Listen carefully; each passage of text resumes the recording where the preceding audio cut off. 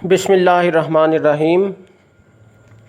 अज़ीज़ तलबा, इस लेक्चर में हम गुज़श्ता लेक्चर में मुकम्मल होने वाले टॉपिक के ऑब्जेक्टिव क्वेश्चंस पढ़ेंगे। हमारा गुज़श्ता टॉपिक लियाकत अली ख़ान के दौरे वज़ारत से मुतल्लिक़ था, जिसमें कि मैंने आपको लियाकत अली ख़ान के दौरे हुकूमत के अहम वाक़यात मुख्तसरन समझाए थे। इस टॉपिक या इस लेक्चर में हम उसी के MCQs और शॉर्ट आंसर्स दोनों को मिला के ऑब्जेक्टिव पॉइंट्स, जैसा कि हम पहले बनाते आ रहे हैं, उसी तरीके से बना के कवर करेंगे। आप उसी तरह कॉपी में लिखना शुरू करें। मैं आपको थोड़ा सा याद दिला दूं, जैसा कि मैं आपको पहले भी ऑब्जेक्टिव क्वेश्चंस के लेक्चर्स में बताता रहा हूं कि ये इस तरीके से हम ऑब्जेक्टिव्स कवर करते हैं कि वो बैक वक़्त MCQ और शॉर्ट आंसर दोनों का काम कर सकते हैं। यानी एक ही पॉइंट है, आप उस पे MCQ भी बना सकते हैं और उस पे शॉर्ट आंसर भी बना सकते हैं। इस बात को अगर आप समझ जाएं तो बहुत आसानी के साथ और ख़ासे बड़े चैप्टर्स के टॉपिक्स को आप बड़े शॉर्ट टाइम में तैयार कर सकते हैं, जिस तरह के मैं आपको कवर कराता हूँ। ये मैं ज़्यादा डिटेल इसकी नहीं यहाँ डिस्कस करता, क्योंकि बहुत तफसील से मैं पिछले लेक्चर्स में बता चुका हूँ। सिर्फ यहाँ आपको मुख्तसरन आपकी याद दहानी के लिए ये बात कर रहा हूँ, या ऐसे स्टूडेंट्स के लिए जिन्होंने मेरे पहले लेक्चर्स नहीं अटेंड किए, उनको मैं ये कहूँगा कि वो पहले लेक्चर्स ज़रूर अटेंड कर लें। अब हम क्वेश्चन आंसर्स के सिलसिले को उसी तरह से पॉइंट टू पॉइंट स्टार्ट करते हैं।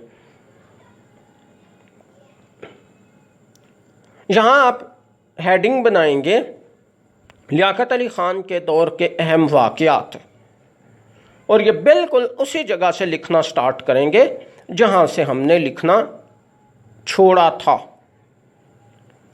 इसी तरह जैसा कि पहले हम टेबल और कॉलम्स बनाते आ रहे हैं, तो आप यहाँ से एक नया टेबल शुरू करें और इस टेबल में भी 2 कॉलम बनाएं। पहले कॉलम में लिखें लियाकत अली ख़ान का पस मंज़र।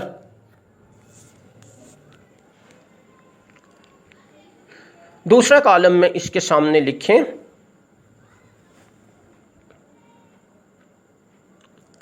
ऑल इंडिया मुस्लिम लीग के जनरल सेक्रेटरी, जिन्होंने तहरीक पाकिस्तान में नुमायां खिदमात अंजाम दी और कायद आज़म के दस्ते रास्त कहलाए।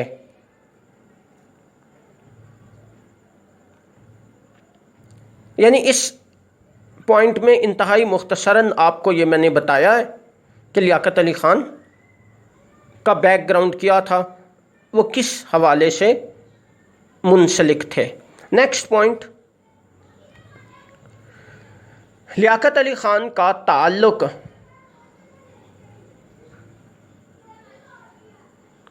दूसरे कॉलम में इसके सामने लिखें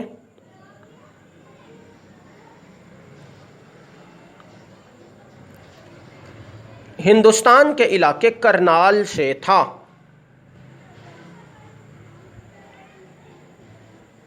नेक्स्ट पॉइंट, पहले कॉलम में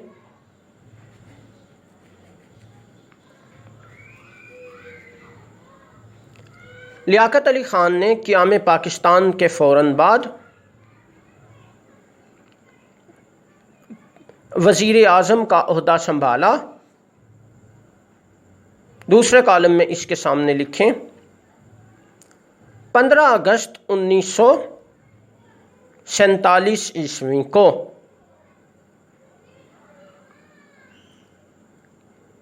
नेक्स्ट पॉइंट पहले कॉलम में, लियाकत अली खान ने पाकिस्तान की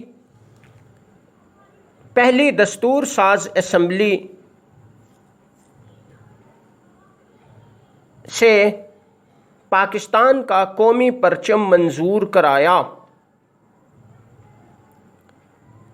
इसके सामने दूसरे कॉलम में लिखें 12 अगस्त 1947 को।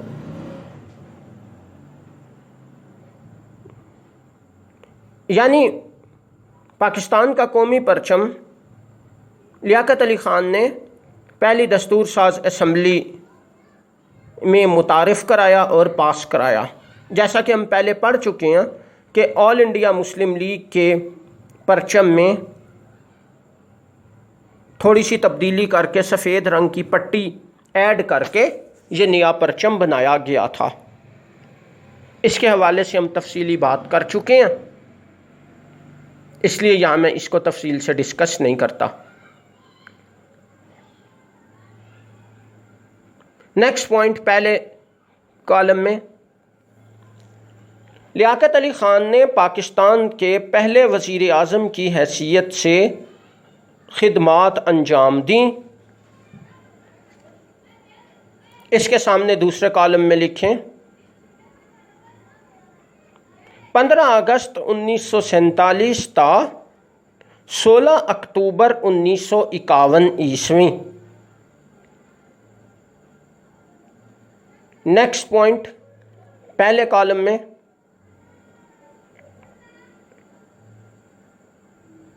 लियाकत अली खान का टाइटल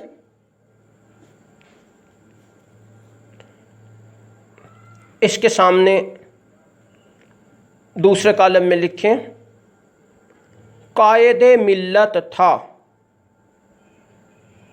कायदे मिल्लत का मतलब है मिल्लत का रहनुमा, यानी कौम का रहनुमा, कौमी रहनुमा। लियाकत अली ख़ान को उनकी अजीम खिदमात की बदौलत ये टाइटल दिया गया था और उन्हें इस तारीख़ में इस नाम से, यानी कायदे मिल्लत लियाकत अली ख़ान के नाम से या इस कायदे मिल्लत के टाइटल से भी याद किया जाता है। नेक्स्ट पॉइंट पहले कॉलम में,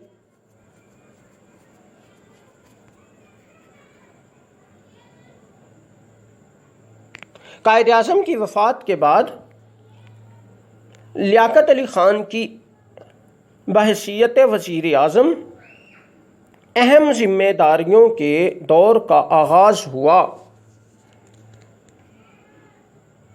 इसके सामने दूसरे कॉलम में लिखें 12 सितंबर 1948 ईस्वी से।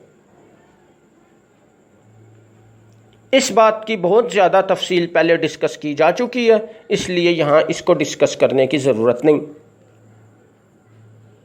नेक्स्ट पॉइंट पहले कॉलम में,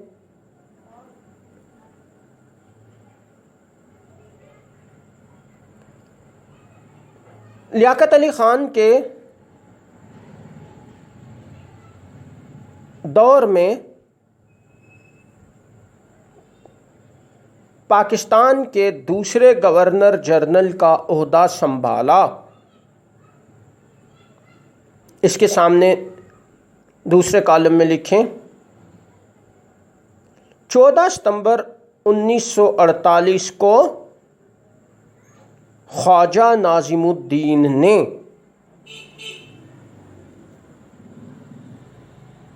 यानी लियाकत अली ख़ान के दौर के अव्वलीन वाक़यात में से एक वाक़या ये है कि ख्वाजा नाज़िमुद्दीन का पाकिस्तान के दूसरे गवर्नर जनरल की हैसियत से तकर्रुर किया गया और उन्होंने अपना ओहदा 14 सितंबर 1948 को संभाल लिया। नेक्स्ट पॉइंट पहले कॉलम में, कायदे आज़म की वफ़ात के फ़ौरन बाद भारत ने रियासत हैदराबाद दक्कन पर जारहियत का आगाज़ किया। इसके सामने दूसरे कॉलम में लिखें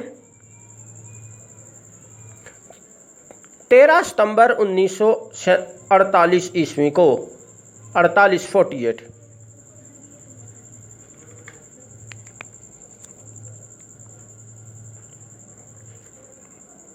नेक्स्ट पॉइंट पहले कॉलम में, भारत ने फौजी जारहियत के नतीजे में रियासत हैदराबाद दक्कन पर कब्ज़ा किया।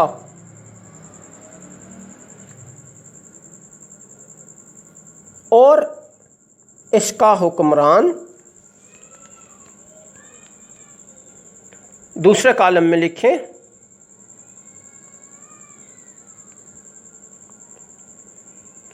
मीर उस्मान अली ख़ान पाकिस्तान में पनाह गुज़ीन हुआ। यानी रियासत पर जब भारत ने फ़ौजी ताकत से कब्ज़ा किया तो इसके हुक्मरान मीर उस्मान अली ख़ान ने भागकर पाकिस्तान में पनाह हासिल की।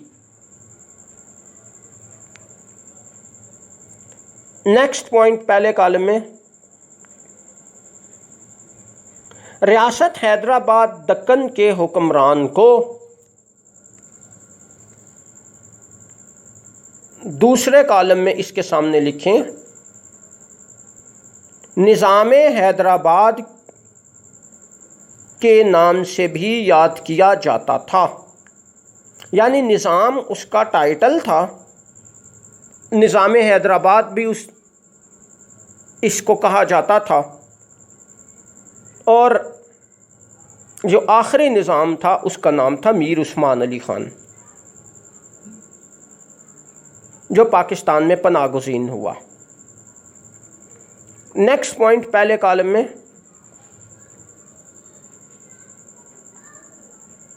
रियासत हैदराबाद दक्कन के बाद भारत ने 2 और देसी रियासतों,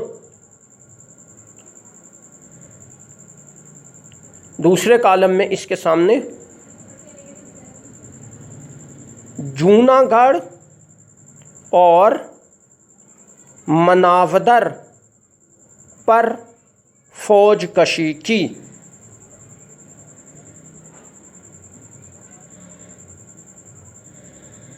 नेक्स्ट पॉइंट पहले कॉलम में,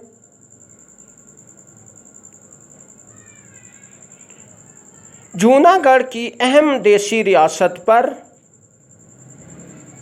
भारत का कब्ज़ा मुस्तहकम हो गया। इसके सामने दूसरे कॉलम में लिखें नवंबर 1948 ईस्वी में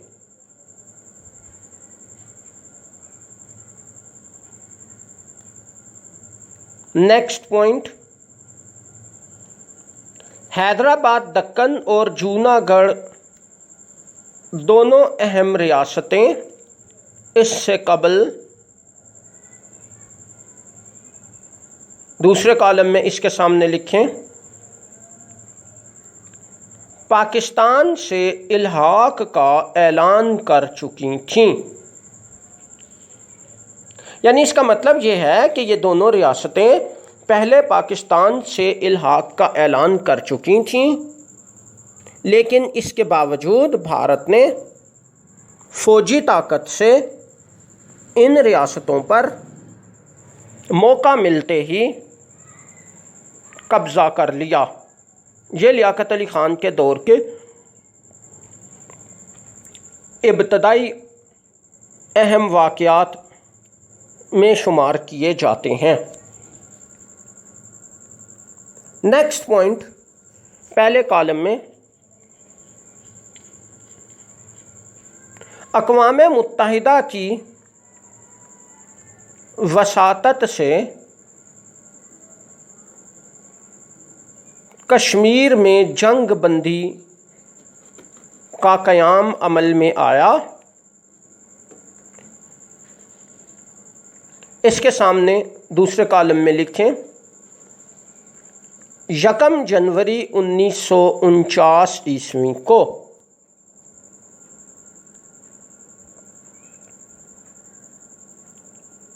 यहाँ तक के पॉइंट्स हमने इस वीडियो में मुकम्मल कर लिए।